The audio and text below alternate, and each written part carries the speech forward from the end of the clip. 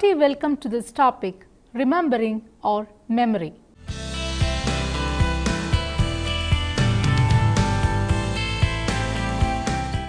The ability to remember is a feature of intelligence and a key predictor of academic achievement or success in other activities that depend on intellect. Having a good memory involves being able to readily recall and correctly reuse information.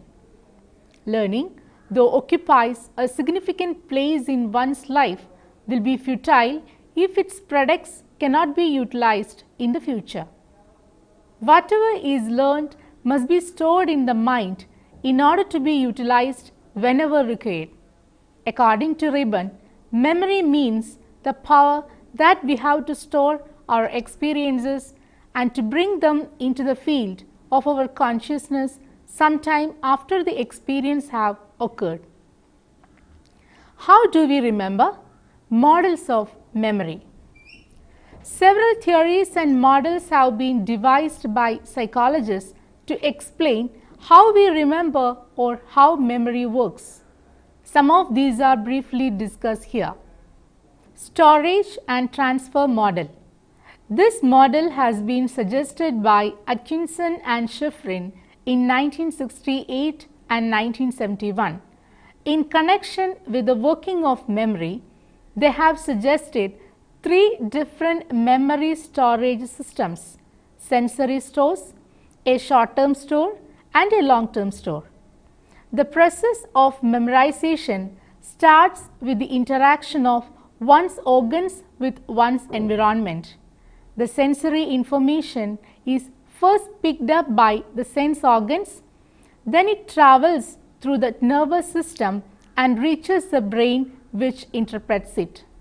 The sensory message or information must stay or linger in the nervous system briefly to give the brain time to interpret it. This momentary pause of less than a second or lingering or persistence of the sensory information is referred to as sensory storage. According to Atkinson and Shiffrin in 1971, there seems to be a sensory store for each sense: visual, auditory, smell, taste and touch. However, only the visual and auditory storage systems referred to as iconic storage and echoic storage respectively have so far been studied extensively. Sensory information passing through the sensory stores or registers either disappears within a second or is transferred to the short-term store. This short-term store, according to Atkinson and Shiffrin, may be thought of as a stage of conscious activity. The information transferred from the sensory store to the short-term store may automatically stay for up to 20 seconds. However, it can be retained as long as an individual wants it in the short-term store through rehearsal or repetition. In case the short-term store is able to hold or register the information up to 20 seconds, it may move into the long-term store. The short-term store is thus responsible for the transformation of sensory information to the long-term store as well as its retrieval. It also decided which responses should be made. Actually, for this reason, the short-term store is sometimes called the working memory, as this is the memory employed in much of one's mental work. For transferring information from the short-term store to the long-term store, one can make use of many control processes.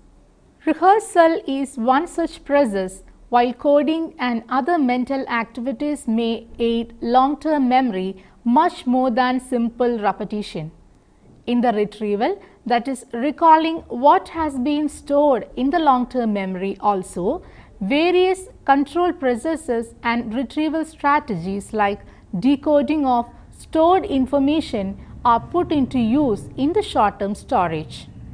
The long-term story is used for storing the sensory information on a permanent basis, while the short-term store contains a limited amount of activated material in current use. The long-term store is assumed to have almost unlimited capacity for the storage of the encoded currently inactive material. The sensory information is stored or is transformed from short-term memory in the coded form. At the same time of reproduction or retrieval, this is again decoded. The different forms of such coding are linguistic, that is verbal, imaginal and motor. In linguistic coding, the coding of the sensory information is done in the form of language or words. Imaginal coding makes use of images, mental picturization for the storage of information, and the third type of code, the motor code, is employed for remembering physical skills like swimming, cycling, etc. The stored as well as organized information in the long-term store in the coded form is transferred back to the short-term store, where it is decoded and employed. First response as desired and ordered by the brain. Levels of processing model. According to the model of memory designed by Craig and Lockhart in 1972, memory is of only one kind rather than of three types, namely sensory, short-term and long-term, as suggested by Atkinson and Shiffrin. And the ability to remember is dependent on how deeply information is processed by us. Levels of such information processing may range from very shallow to very deep. The greater the depth of processing, the better can the materials be remembered. Let us illustrate what is meant by varying depths of the levels of processing and how it affects one's memory. Let us assume that in one of the experiments, the subject is shown the word chair among some other words on the screen. Later on, as the test of his recognition, he may be asked to respond to questions like, is the word in capital letters? Does the word rhyme with hair? Does it belong to something which may be used for sitting? It may be clearly seen that all of these three questions have been designed to control the level of processing of the word. The first question involves the subject's awareness of its sensory or structural feature of what the word looks. The level of processing at this stage is quite shallow. The next stage involves the subject's awareness of its sensory phonetic feature, the sound of the word. This may be termed as the intermediate level of processing. The last question concerns the task of making an association, that is, assigning a meaning or use to the subject. Here, the level of processing is deep, the kind that may help in forming the strong and more enduring memory trace. Experiments like this may reveal that one's memory performs best when it is processed to deeper levels.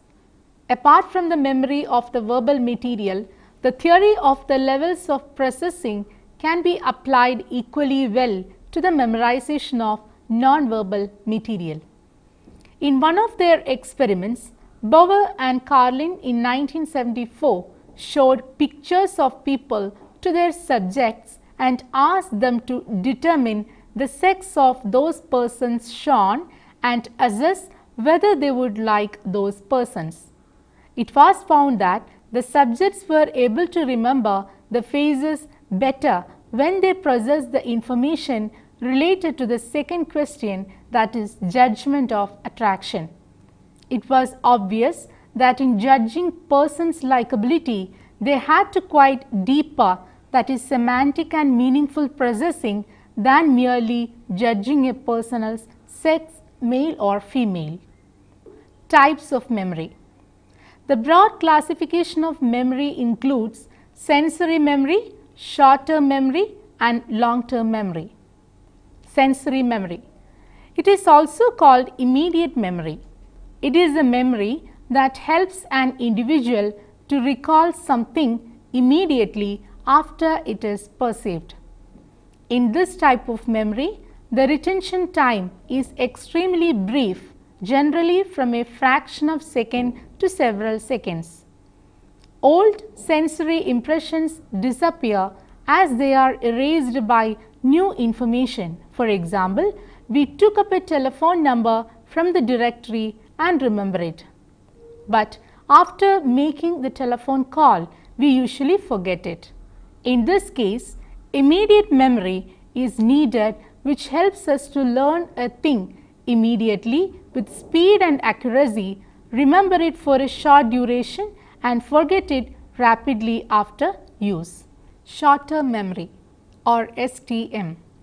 Information that a person perceives and pays attention to is transferred to the second component of the memory system, the short-term memory. Short-term memory is a storage system that can hold a limited amount of information for a few seconds. It is a part of memory where information currently being thought about is stored.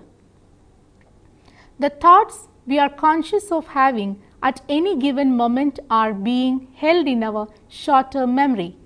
When we stop thinking about something, it disappears from our short-term memory.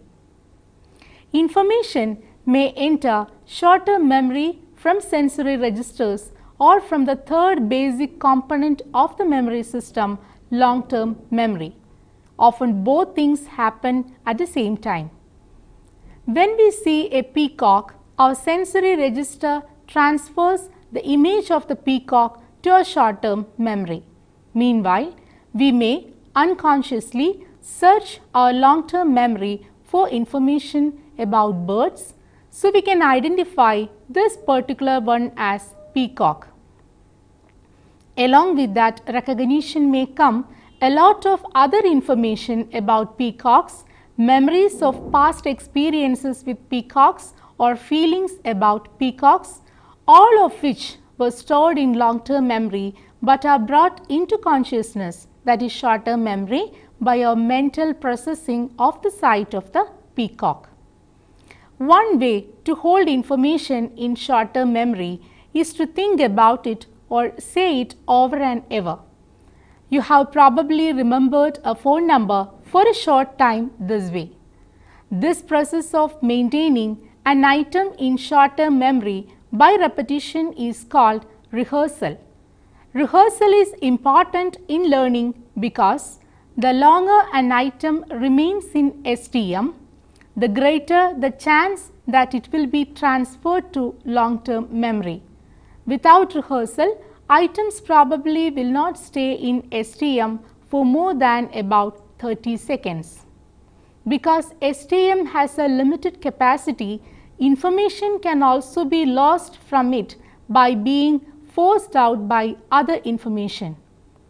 You have probably had the experience of looking up a telephone number, being interrupted briefly, or finding that you had forgotten the number. Teachers must allocate time for rehearsal during classroom lessons. Teaching too much information too rapidly is likely to be ineffective because unless students are given time to mentally rehearse each new piece of information, later information is likely to drive it out of their short-term memories. When teachers stop a lesson to ask students if they have any questions, they are also giving students a few moments to think over and mentally rehearse what they have just learned.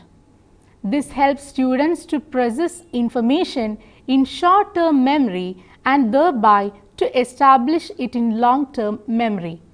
This mental work is critical when students are learning new difficult material. Long-term memory. Unlike short-term memory, long-term memory has a seemingly limitless capacity to store information with little or no decay and requires little, if any, rehearsal. In addition to these characteristics, long-term memory codes information according to meaning, pattern, and other characteristics. It is this memory that helps us to remember a number of things on a relatively permanent basis. Remembering and identifying data like one's name, father's name, date of birth, date of marriage, etc. is some example of long-term memory. With the help of our long-term memory, we can easily store, retain and remember most of the things in our life at a second's notice and thus easily conduct our daily life. Just as information can be stored in long-term memory a long time, so too the capacity of long-term memory seems to be very large. We do not live long enough to fill up our long-term memory. The transfer from short-term memory to long-term memory. For many years, psychologists thought of STM and LTM as separate stages. Information first enters STM and stays there a while. If rehearsal kept it there long enough, it would consolidate to form a LTM. Simply rehearsing something in short-term memory is no guarantee that it will become a long-term memory, and how long it stays in STM is a poor prediction of whether it will become a long-term memory. Craig and Watkins in 1972 tried the following experiment. Read the list of the words below to yourself or read them to your friend. Some of the words start with G. The instruction for part 1 of the experiment is to keep track of what is the most recent G word. At the end of the list, you or your friend should say what was the last word on the list that began with G. Table, giraffe, frog, goose, key, window, banana, pencil, spoon, grass, road, garden, house, tree, lake, paper, chick, glove, paint, garlic and stone. The correct answer is garlic, and the experiment assumes that you or your friend had no trouble getting these answers. Note that what you had to do was to store each G word in STM until you dumped it to replace it with the next G word. You had to hold some of the words briefly and others for longer times. Then move to the part 2 of the experiment. The experimenter now wants you to write a list of all the G words on that list.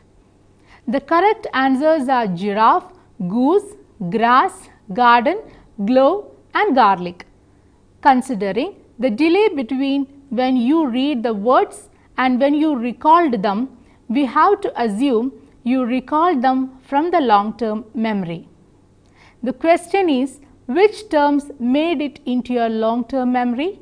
In general, researchers find that people are about equally likely to remember giraffe, grass and glove, which stayed in short-term memory only briefly, as to remember goose or garden, which had to stay longer in short-term memory before being replaced. Evidently, how long a word stays in short-term memory has little to do with whether it moves into long-term memory. Other types of memory. Theorists divide long-term memory into at least 3 parts: episodic memory, semantic memory and procedural memory. Episodic memory. It contains images of experiences organized by when and where they happen. For example, answer this question. In the house in which you lived as a child, when you entered your bedroom, was then head of your bed to the right, left, away from or pointed towards you? If you are like most people, you answered this question by imagining the bedroom and seeing where the head of the bed was. Now consider the question. What did you do on the night of your senior prom or dance? Most people answer this question by imagining themselves back on that night and describing the events. Finally, suppose you are asked to recall the names of your high school classmates. One psychologist asked graduate students to come to a specific place for 1 hour a day and try to remember the names. Over the course of a month, the students continued to recall new names. Interestingly, they used space and time cues which are associated with episodic memory to imagine incidents that allowed them to recall the names. For example, they might recall the day their social studies teacher came to school dressed as an Arctic explorer and then mentally scan the faces of the students who were there. These demonstrations indicate that images are important in episodic memory and that cues related to space and time help us retrieve information from this part of memory. You probably have taken an exam and said to yourself, I should know this answer. I remember reading this section. It was right on the bottom left corner of the page with the diagram in the upper right. Research has confirmed that people can often remember where information was on the page even if they can't remember the information itself. By Rothkopf in 1970.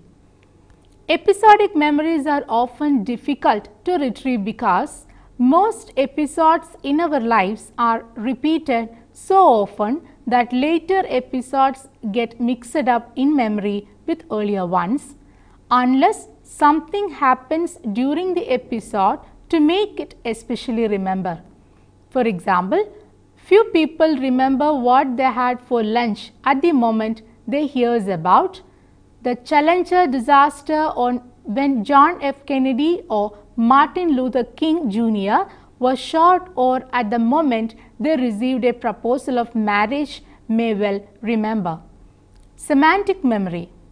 It helps in storing as well as retrieving a collection of relationships between events or association of ideas. Examples of such collection may be found in one's ability to recall names of the capitals of different states of the Indian Republic, the meaning of the symbol CO2, the formula for the computation of simple or compound interest, the rules for converting direct narrations into indirect narrations and vice versa, and so on. Semantic memory is thus based on general knowledge coupled with meaningful interpretation, generalized rules, principles and formulae. Semantic memory impressions are more or less permanent. Their recall does not necessarily depend on retrieval of some specific episodes from the past, and semantic memory is therefore not as personal as episodic memory. The meaning of the symbol CO2 and names of the capitals of the states etc. are common to each individual semantic memory. Procedural memory. It is the ability to recall how to do something, especially a physical task. This type of memory is apparently stored in a series of stimulus-response pairings. For example, even if you have not ridden a bicycle for a long time, as soon as you get on one, the stimuli begin to evoke responses. When the bike leans to the left, that is stimulus, you instinctively shift your weight to the right to maintain balance, that is response. Photographic memory.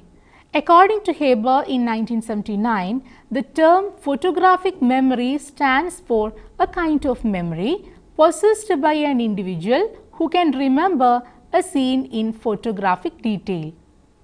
The technical term used for such memory is eidetic imagery. Such people can see a picture after it has been taken away with the descriptions of objects from the picture stating the right color and the proper locations. Paranormal memory. This distinctive and unusual type of memory, popularly known as reincarnation, has emerged as a result of researches and findings in the field of parapsychology. It consists of the unusual memory traces concerning one's previous life or lives that can be partly or completely retrieved by the individual. We can recollect the major ideas discussed in this topic. This chapter provides a comprehensive picture of the process memory, the special faculty of the mind to conserve or retain what has been previously experienced or acquired through learning. In this chapter, it could also be seen the levels of processing model suggested by Craig and Lockhart and Atkinson and Shiffrin storage and transfer model. The three major types of memory, that is sensory, short term and long term, were also discussed along with some other types of memories. Now, can you attempt to answer these questions given here? What is sensory memory? Distinguish LTM and STM. Discuss the different types of long-term memory. How does the transfer from short-term memory to long-term memory occur? What is procedural memory? Now, you may go through these books for reference. Levels of Processing, a Framework for Memory Research by F.I. Craig and R.S. Lockhart in 1972, Journal of Verbal Learning and Verbal Behavior, 2nd volume, from page number 67 to 684. Introduction to Psychology, Theory and Practice by R.E. Slavin in 1994, USA, Allin and Bacon. Advanced Educational Psychology by S.K. Mangal in 2008, New Delhi, Prentice Hall of India. Thank you for watching this program. Hope that you have enjoyed the session. Take care.